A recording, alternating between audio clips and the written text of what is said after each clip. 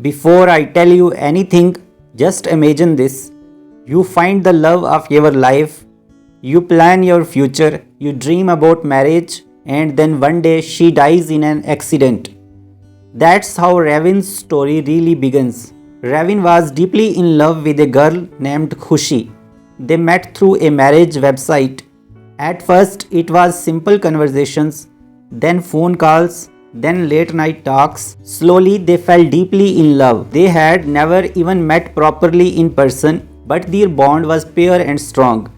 They planned to get engaged, everything was perfect, and just a few days before their engagement, Khushi met with a serious road accident.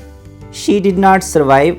Just like that, Ravin lost the girl he wanted to spend his whole life with. You can imagine what that does to a person. He was completely shattered. He went into depression. He stopped living fully. He carried guilt, pain, memories. For him, love meant Khushi. And now she was gone. Years later, Ravin moves to Belgium for his job. He changes cities, countries, surroundings, but he cannot change his hurt. The pain is still there. His friends are worried about him. They want him to move on. But moving on is not easy when your first love ended with death. And then life surprises him again. He meets Simar. Simar is very different from Khushi. She is modern, confident, career focused, and independent. She believes in living life freely. She has dreams beyond just marriage and family. When they first meet, Ravin is very careful. He does not want to open his heart again. But Simar is warm and lively. She talks to him openly. She makes him laugh. Slowly, Ravin starts feeling something he thought he would never feel again. They spend time together. They travel. They share stories about their lives. Ravin tells her about Khushi and his past. Simar understands him. She supports him emotionally. And slowly, Ravin begins to believe that maybe love can happen twice. For the first time after Khushi's death, he feels alive. He smiles without pain. He dreams again. They fall in love, but this time love is not destroyed by fate. It is challenged by reality. Ravin believes that if two people love each other, they should get married and build a stable life together. He wants commitment. He wants security. He does not want to lose love again. Simar loves him too, but she is not ready for marriage. She wants to focus on her career. She wants to explore opportunities. She feels marriage will bring responsibilities that may slow her down. This difference slowly creates tension.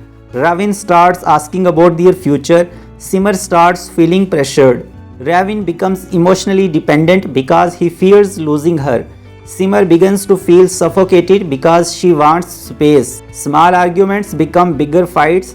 Misunderstandings grow. Ravin gives more. Simar pulls back. Finally, Simar decides she cannot continue. She chooses her career and independence over marriage. She leaves him. And this heartbreak feels different from the first one. When Khushi died, Ravin was helpless. It was fate, but when Simar leaves, it feels personal. It feels like rejection, like he was not enough. That pain pushes him into a deep depression again. He feels broken for the second time in life. He questions love. He questions himself.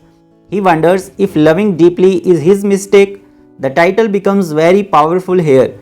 Can love happen twice? Yes, it can. Ravin loved again. He opened his heart again. But the story also shows that love alone is not enough. Two people must want the same future. They must be ready at the same time. This story teaches that second love is possible, but it comes with fear, baggage, and emotional scars. And sometimes, even when two people love each other, they still walk different paths. This story teaches us that even after losing someone in the most painful way, your heart still has the capacity to love again. Ravin thought his love story ended forever when Khushi died. He believed he would never feel that warmth again, but life surprised him. This shows that the human heart has an incredible ability to heal, slowly, quietly, without us even realizing it. Pain does not close your heart permanently, it only changes how you love next time. Ravin never forget his first love, and that's okay. The lesson here is that moving on does not mean deleting memories. It means learning to live with them. Sometimes we think we must completely erase the past to love again, but this story shows that you can carry memories and still try to build a future. Healing is accepting the past, not denying it. One of the strongest lessons in the story is this: feelings are not enough. Ravin and Simar loved each other. That was real, but they wanted different futures at different times. He wanted commitment and marriage. She wanted career growth and independence. Neither of them was wrong, but they were not aligned. And when two people are walking in different directions, love alone cannot hold them together. So the lesson is simple: before falling too deep, make sure your life goals match. Sometimes the right person comes at the wrong time. Simar was not ready for the kind of serious commitment Ravin wanted. Maybe in another phase of life, things could have been different. This teaches us that love needs emotional readiness from both sides. If one person is prepared for forever and the other is still exploring life, heartbreak becomes almost certain. Timing matters as much as feelings. After losing his first love, Ravin became emotionally afraid of losing someone again. That fear made him more attached, more serious, more anxious about commitment. When we are hurt once, we often become more insecure in the next relationship. We either hold too tightly or push people away. The lesson here is important. Before starting something new, make sure you are emotionally stable. Otherwise, your past wounds will control your present love. Simar started feeling suffocated when expectations increased. Ravin wanted clarity about the future. She wanted space. This shows that love should feel sportive, not heavy. When love turns into pressure, even genuine feelings start fading. A healthy relationship needs balance, care without control, commitment without force. When Simar left, Ravin felt broken in a different way. He started questioning himself. Was he too emotional, too serious, not enough? But someone choosing a different path does not mean you are not valuable. It only means your journeys are different. This is a powerful lesson. Not every ending is a reflection of your failure. Whether the second love succeeds or fails, trying again itself is a courage. After being shattered once, opening your heart again is not easy. Ravin took that risk, and that is strength. Sometimes success is not about the relationship lasting forever. Sometimes success is about having the courage to love again despite fear. Through both relationships, Ravin learned who he is. He learned that he loves deeply, that he believes in forever, that he is emotional and serious about commitment. Every relationship, even broken ones, teaches you something about your personality, your needs, and your expectations. That means love shapes you.